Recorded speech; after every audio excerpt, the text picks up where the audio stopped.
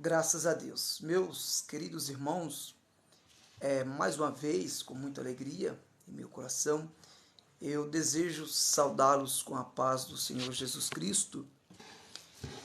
Deus, Ele tem sido bondoso para conosco e tem nos agraciado com mais esta noite, essa live poderosa. Certamente o Senhor Jesus, Ele vai estar continuando falando grandemente ao seu coração. Fica conosco até o final dessa live, porque os céus têm muito para nós. Glória a Deus. Eu quero deixar uma palavra da parte de Deus. Deus tem ministrado essa palavra no meu coração. É uma palavra muito conhecida, que é o Salmo de número 23. É conhecido como o Salmo do Bom Pastor. Eu quero ler todo este Salmo 23, depois a gente vai comentar verso por verso, né?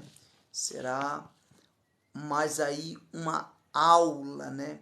Será aí mais uma palavra de ensino, mas certamente Deus vai estar falando grandemente ao seu coração. Então não saia daí, fica conosco até o final dessa live, que Deus tem coisas boas para vos entregar. Salmo 23 está escrito assim: O Senhor é o meu pastor, nada me faltará. Deitar-me faz em verdes pastos verdejantes, guia-me mansamente a águas tranquilas. Refrigera minha alma, guia-me pelas veredas da justiça, por amor do seu nome. Ainda que eu andasse pelo vale da sombra da morte, eu não temeria mal algum, porque tu estás comigo. A tua vara e o teu cajado me consolam. Verso 5. Preparas uma mesa perante mim, na presença dos meus inimigos. Unges com óleo a minha cabeça, e o meu cálice transborda. Verso 6. Certamente que a bondade e a misericórdia do Senhor me seguirão todos os dias da minha vida, e habitarei na casa do Senhor por longos dias. Jesus Cristo, o bom pastor. A Bíblia fala que Jesus, como o bom pastor, ele dá a vida pelas suas ovelhas. E o bom pastor, ele conhece as carências e as necessidades das ovelhas que estão agregadas dentro do aprisco. O salmista, ao escrever este Salmo 23, ele se coloca numa posição de ovelha. Ele se compara a uma ovelha e ele começa a salmodiar com Deus Todo-Poderoso, se comparando a uma ovelha e Deus a um pastor. Porque o salmista vai usar essa alegoria da figura do pastor e da figura da ovelha? Simples, porque o salmista, ele cuidava de ovelha. Ele tinha a prática diária de todos os dias conduzir o rebanho a pastos verdejantes. Então, esse cuidado com as ovelhas, o salmista ele tinha. Então, o salmista conhecia qual eram os melhores pastos, aonde tinha grama verdejante, quais eram os lugares de perigo que o rebanho iria ter que enfrentar. Então ele conhecia o manuseio de se pastorear um rebanho. Então ele vai se colocar na qualidade de ovelha. E ele vai começar dizendo: o Senhor é o meu pastor.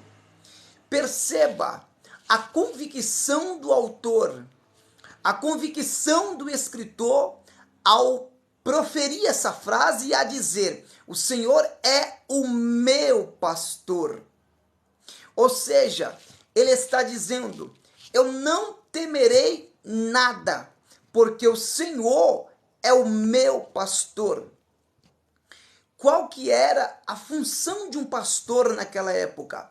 A função de um pastor naquela época era administrar o rebanho, era cuidar do rebanho, era curar as feridas das ovelhas que faziam parte do rebanho. Enfim, era conduzir as ovelhas, era proporcionar pastos verdejantes e água no ribeiro para as ovelhas do seu aprisco. Então, quando o salmista fala que o Senhor é o meu pastor, ele está dizendo, Deus é o meu pastor, mas ele é o meu pastor que cuida de mim. Ele é o meu pastor que me guia. Ele é o meu pastor que me orienta. A primeira verdade dessa parte A, desse verso primeiro, é que Deus, ele é o teu pastor que te guia, que te conduz, que te orienta. Ele é o teu pastor que te instrui.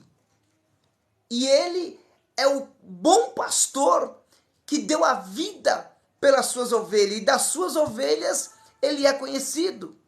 Então, a primeira verdade nesse verso é que o Senhor é o pastor cuidadoso do teu povo. Então, nessa última hora, Deus ele está cuidando de você. O bom pastor, ele está zelando da tua vida. Você não está sozinho. O bom pastor, ele está cuidando de você. Aí o salmista continua dizendo, e nada me faltará, nada me faltará. Por quê? Porque se Deus é o teu pastor, certamente não vai faltar coisa alguma. Por quê? Porque um dos nomes do bom pastor é provedor. Quando ele está dizendo que nada me faltará, é porque ele, como pastor de ovelhas, ele não deixava faltar nada para o rebanho.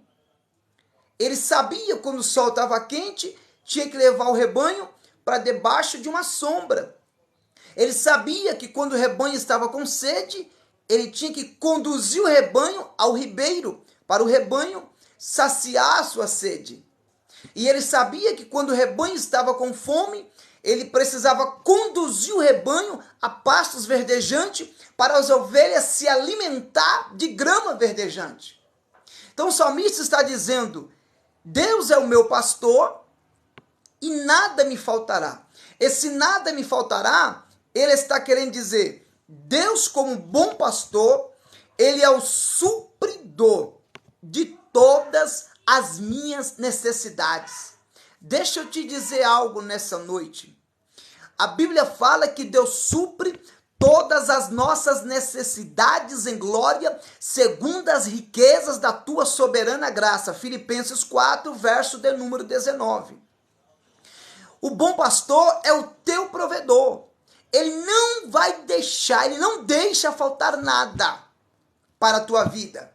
Porque a Bíblia fala, Jesus falou assim, vós homens sendo maus, sabeis dar boas coisas a vossos filhos, quanto mais vosso Pai Celestial que está no céu. Se você pedir pão, ele não vai te dar pedra. Se você pedir peixe, ele não vai te dar serpente. Por quê? Porque ele é um Pai bondoso. Então, um bom pastor, ele está perto de você, suprindo todas as suas necessidades. E é só o bom pastor que supre todas as nossas necessidades. Glória a Deus.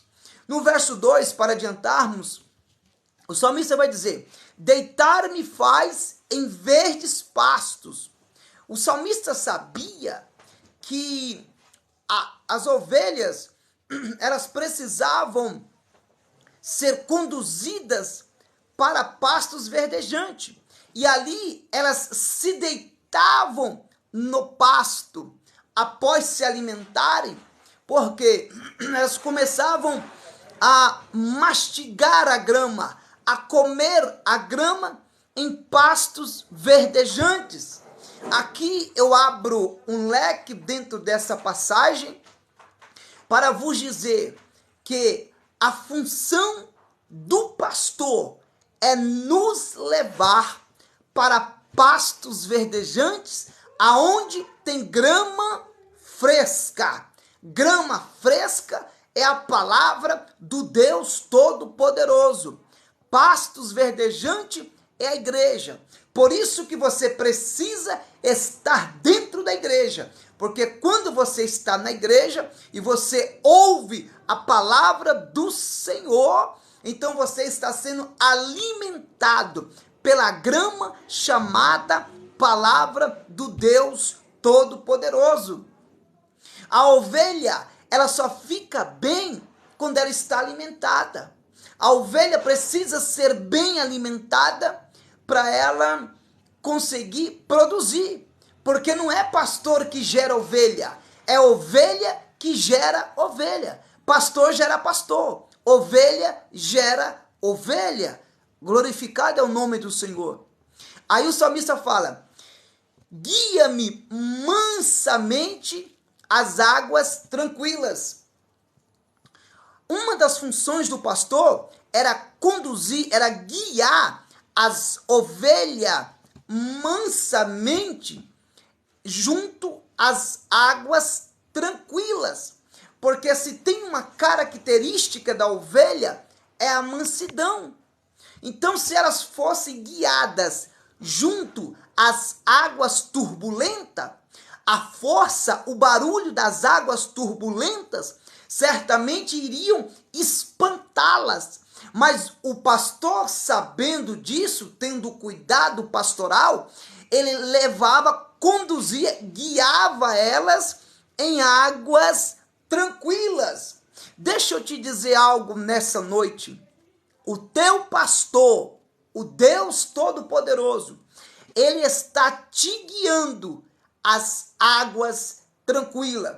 E pode ficar em paz, porque a Bíblia fala que se passares pelas águas, eu passarei contigo. Se passares pelo fogo, a chama não vai arder em ti. É Deus quem te guia mansamente e te leva às águas tranquilas. Jesus Cristo falou: vinde às águas. Jesus Cristo falou: quem tem sede, vem a mim e beba.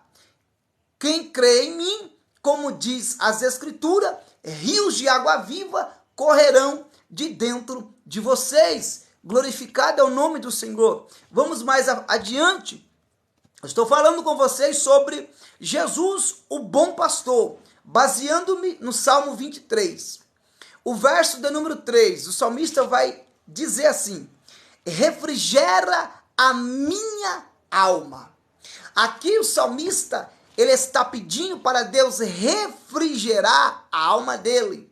Porque só tem descanso de alma em Deus. Só tem refrigério de alma no Deus Todo-Poderoso. Só tem alívio para a alma no Deus Todo-Poderoso. Então o salmista está falando: Deus, refrigera a minha alma. Deixa eu te dizer algo nessa noite. Você que tem síndrome do pânico, você que tem depressão, você que tem crise de ansiedade, você que tem transtorno, enfim, você que toma remédio para dormir, você pode até ir no psicólogo, você pode até ir no psicanalista, você pode até procurar médicos, mas deixa eu te dizer algo: é só o bom pastor que sara e cuida as feridas da tua alma. É só ele que tem o poder de refrigerar a tua alma. A tua alma precisa esperar em Deus. O salmista falou: a minha alma espera somente no Deus Todo-Poderoso. É só Deus que tem alívio para a sua alma. É só Deus que tem consolo para a sua alma. É só o bom pastor que tem refrigério para a tua alma nesta noite. Bendito é o nome do Senhor. Aí o salmista vai dizer: refrigera minha alma, guia-me pelas veredas da justiça, por amor do seu nome. O salmista está pedindo para Deus guiar ele na vereda da justiça. Porque a ovelha, ela precisa ser guiada. Ela não conhece o caminho, ela não sabe. Uma ovelha se perde com facilidade. Mas a ovelha que deixa ser guiada pela mão do bom pastor, ela não se perde. Ela é conduzida pelas veredas da justiça. Deixa a mão do bom pastor te guiar nessa noite e te levar a lugares que você nunca imaginou que você poderia estar.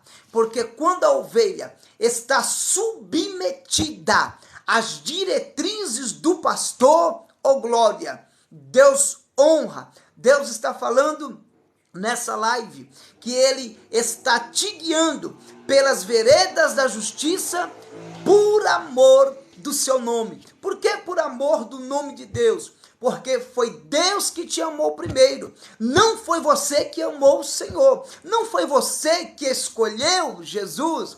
Foi Deus quem te amou primeiro e deu a sua vida por você. Foi o bom pastor que investiu pesado na tua vida. Oh glória! Por isso que a Bíblia fala que o bom pastor amou o mundo de tal maneira que deu seu Filho unigênito, para que todo aquele que nele crê não pereça, mas sim tenha a vida eterna. Glória a Deus.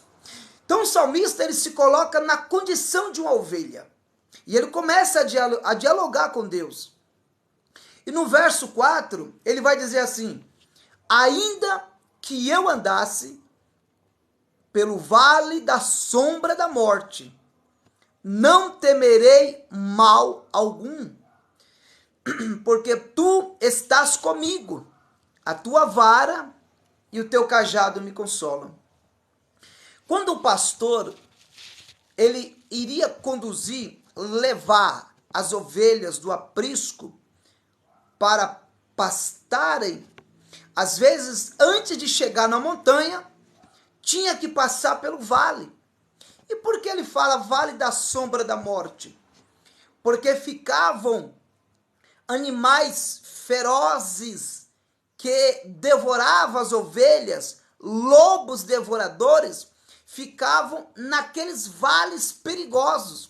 E o pastor tinha que conduzir as ovelhas e passar elas por aqueles vales. Só que como tinha lobos, o pastor tinha a função de defender as ovelhas do ataque feroz dos lobos cruéis que ficavam à espreita na sombra da morte, nesse vale, para matar as ovelhas. Mas o bom pastor dava vida pelas suas ovelhas. Então o salmista, sabendo disso, o salmista disse: ainda que eu andasse pelo vale da sombra da morte, eu não temeria mal algum. Por que tamanha convicção? Por que dizer, eu não vou temer mal algum? Aí ele diz, porque tu estás comigo. Glória a Deus. A ovelha, ela não vai com estranho. A ovelha só conhece a voz do seu pastor. O salmista, sabendo disso, ele sabia que Deus, como bom pastor, estava com ele. Por isso que ele disse essa palavra com convicção. Eu sei que tu estás comigo. Deixa eu te dizer algo nessa noite, meu querido irmão, minha querida irmã que está assistindo essa live. Deus está contigo. Jesus Cristo falou, eu vou para o Pai, mas eu enviarei o Espírito Santo Consolador, que vai estar com vocês até a consumação do século. Então Deus, ele está contigo. Ainda que você anda pelo vale da sombra da morte, Deus, ele está contigo no meio desse vale. Sabe por quê?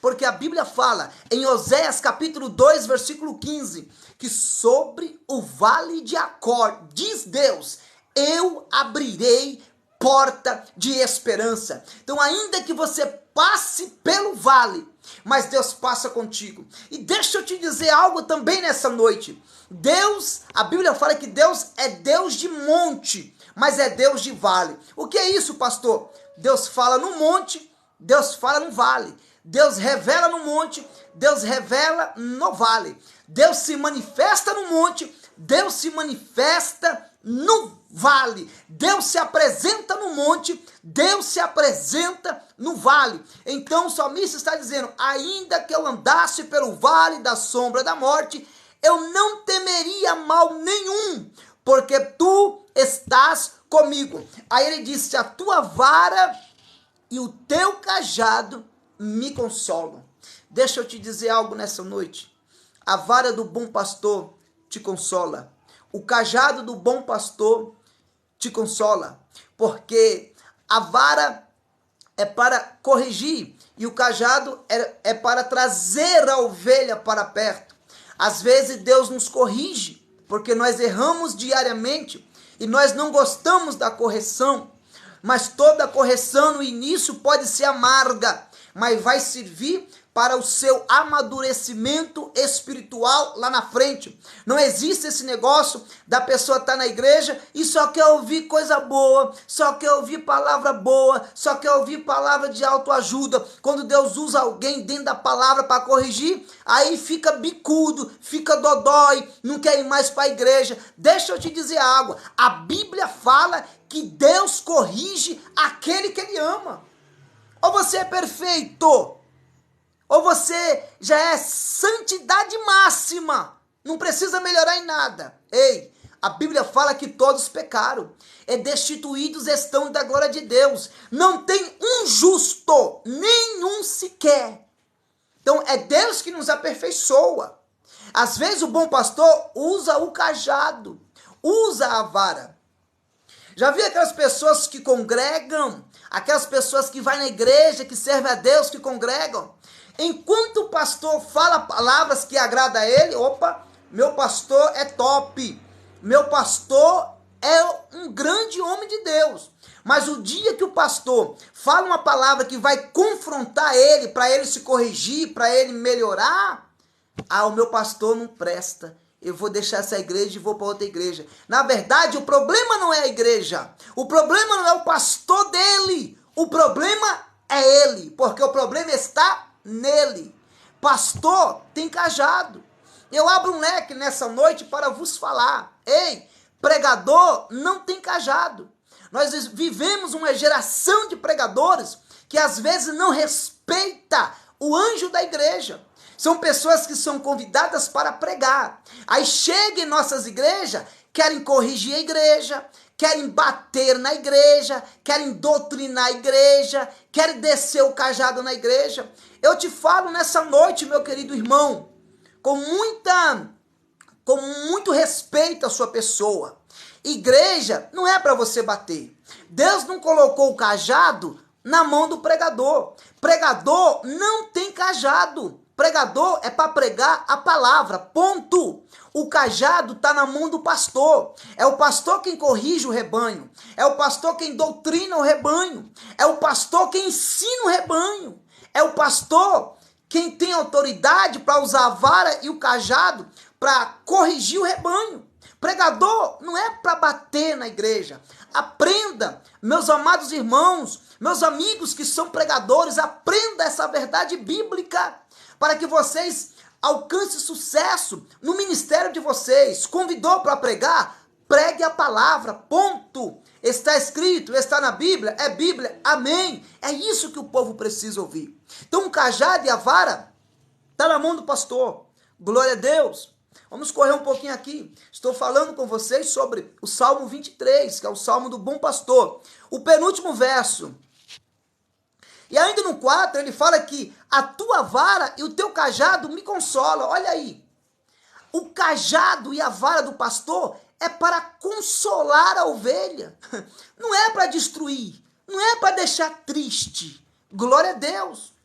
Então, há uma diferença de pastorear e apacentar. Tem muitas pessoas que pastoreiam, mas ele não sabe o que se passa com a ovelha dele, ele não sabe qual que é a necessidade da ovelha dele, ele não faz visita na casa da ovelha dele. Isso é pastorear, mas apacentar o rebanho é diferente. Apacentar é quem visita, apacentar é quem sabe as necessidades dentro do aprisco, dentro do rebanho, é quem acompanha, é quem não pensa somente na gordura da ovelha. Isso é apacentar. diferente de pastorear. Verso 5, o salmista vai dizer: preparas uma mesa perante mim, na presença dos meus inimigos. Olha aí, o salmista está pedindo uma mesa preparada diante dele, na presença dos seus inimigos. Por quê? Ele era alguém que os inimigos se levantavam contra ele. E deixa eu te dizer algo nessa noite, nessa live. Nós somos cercados de inimigos. Nem todo mundo que te aplaude é o teu amigo. Nem todo mundo que come na tua mesa é o teu amigo. Nós somos cercados de inimigos. Às vezes são amigos disfarçados de inimigo. Por quê? Porque na nossa vida a gente não vai ter muitos amigos. Não pensa que você vai ter aí 1000 amigos, que não vai. Por quê? O amigo é diferente do colega. O amigo é como joia rara, é como joia preciosa. No meio de 2000 pessoas você vai descobrir um amigo. Por quê, pastor? Porque um amigo, o amigo se nasce na necessidade. É na hora da dor, na hora da perda de um ente querido, na hora que você está passando dificuldade, na hora que o desemprego assola o seu lar, que o seu amigo chega com a cesta básica. Aí, amigo. Porque o amigo se nasce nessa hora. Mas, infelizmente, tem muitas pessoas que torcem contra a nossa infelicidade. São inimigos, às vezes visíveis e às vezes invisíveis. Às vezes no campo espiritual, às vezes até ao nosso redor. Nós estamos rodeados de muitos inimigos, mas o salmista, ele não pediu para Deus matar os seus inimigos. Aqui a gente aprende, não peça para Deus matar os seus inimigos, não. Os seus inimigos são degraus que fazem parte da escala do seu crescimento. Deus vai te exaltar usando os seus inimigos como instrumento da tua exaltação. Por quê, pastor? Porque o salmista está dizendo aqui: Deus, não mata os meus inimigos, mas faz algo melhor. Preparas uma mesa farta perante mim, diante dos meus inimigos. Olha aí, Deus não vai matar os teus inimigos. Deus, ele prepara mesa farta diante dos teus inimigos. Está preparado para dar o culto de ação de graças? Então vai receber nessa palavra, glória a Deus. Aí o salmista vai dizer: Deus, unges a minha cabeça com óleo e o meu cálice transborda. É primeiro no sentido literal. As ovelhas naquela época, elas eram atacadas por moscas. As moscas vinham e pousavam sobre a cabeça, o nariz das ovelhas.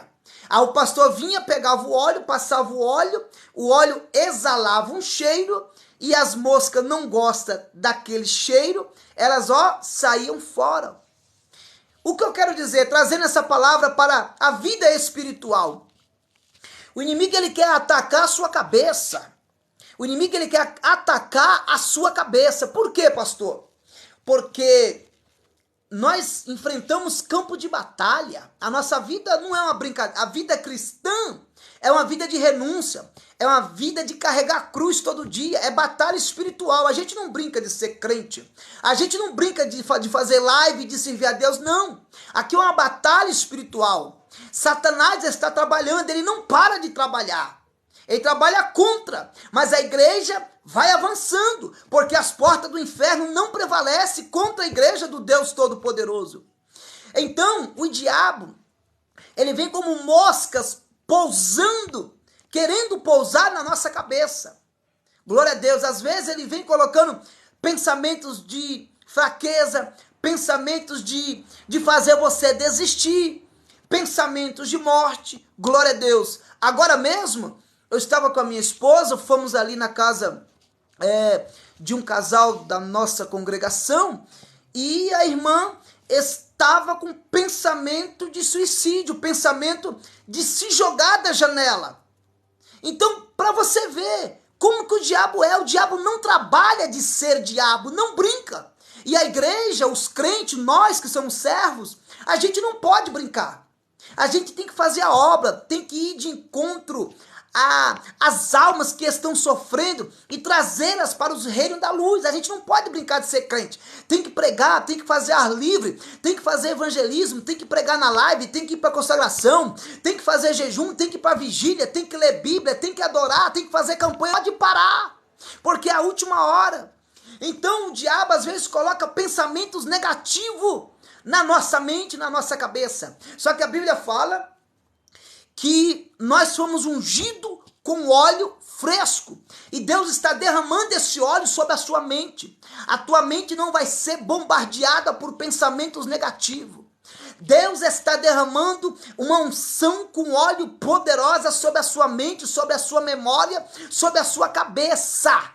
Reveste-se com o capacete da salvação. Efésios capítulo 6. Unges a tua cabeça com óleo. Tenha pensamentos bíblicos, pensamentos de vitória, pensamentos de triunfo, pensamentos de vida eterna, pensamentos do arrebatamento da noiva, pensamentos do arrebatamento da igreja, pensamentos de paz, de bênção, porque é isso que Deus tem para a sua vida. Então o salmista está dizendo: unges a minha cabeça com óleo e o meu cálice transborda. Deus, ele quer fazer o teu cálice transbordar. Mas como que é que o teu cálice vai transbordar? Se você não adora, se você não participa dos trabalhos da casa do Senhor, se você não lê mais a Bíblia, se você não ora mais, se você não faz mais jejum, como é que o teu cálice vai transbordar? Em casa, assistindo Netflix, em casa, navegando nas redes sociais. Ah, meu amado, o teu cálice não vai transbordar assim não. Deus quer nessa última hora que o teu cálice se transborda. É tempo de pegar a ferramenta e trabalhar para o rei.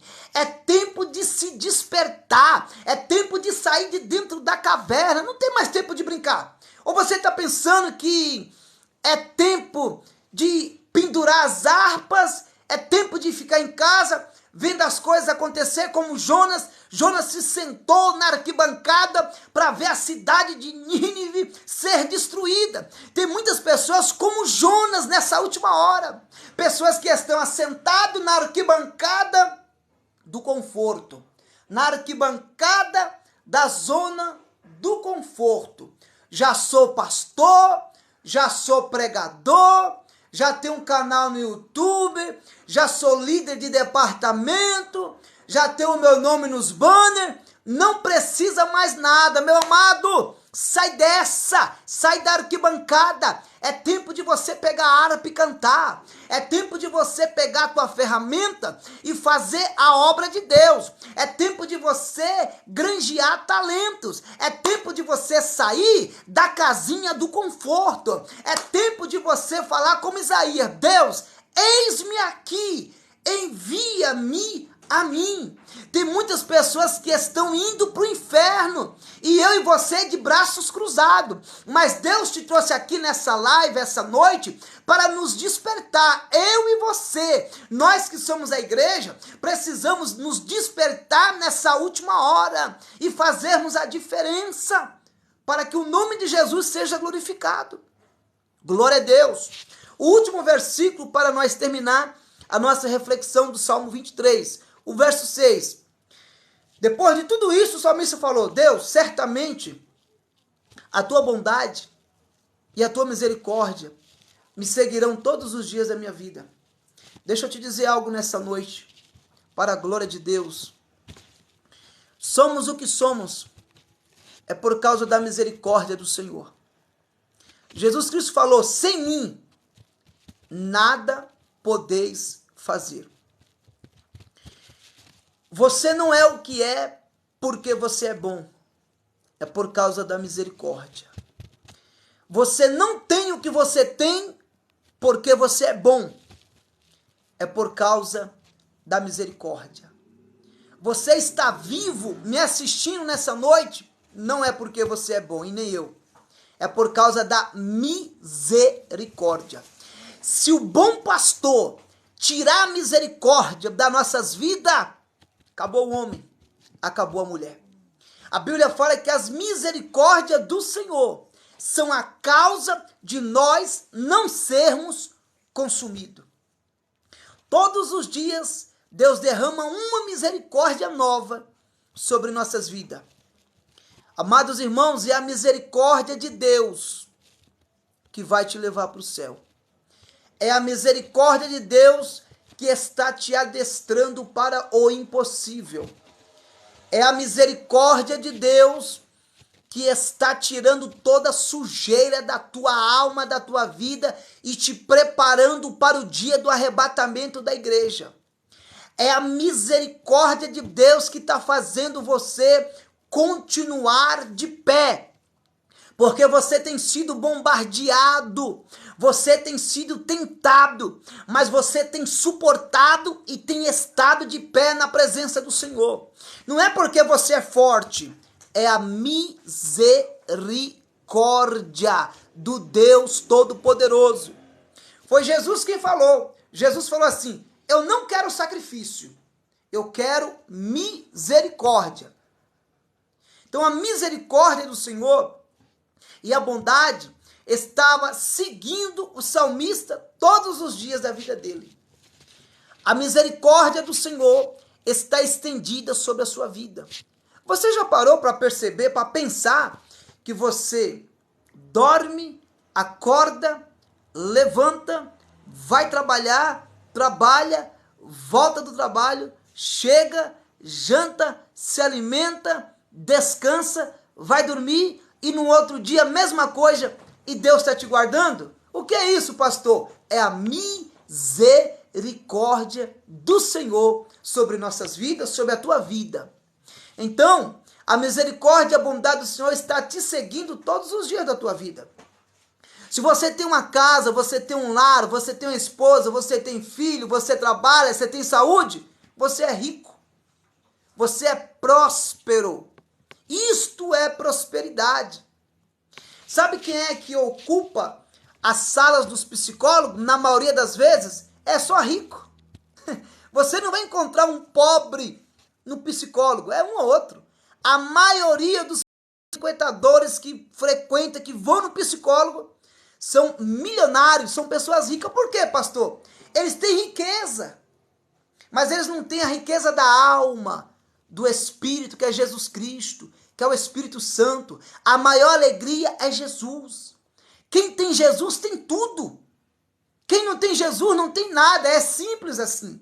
O salmista está dizendo que a misericórdia e a bondade do Senhor seguirão ele todos os dias.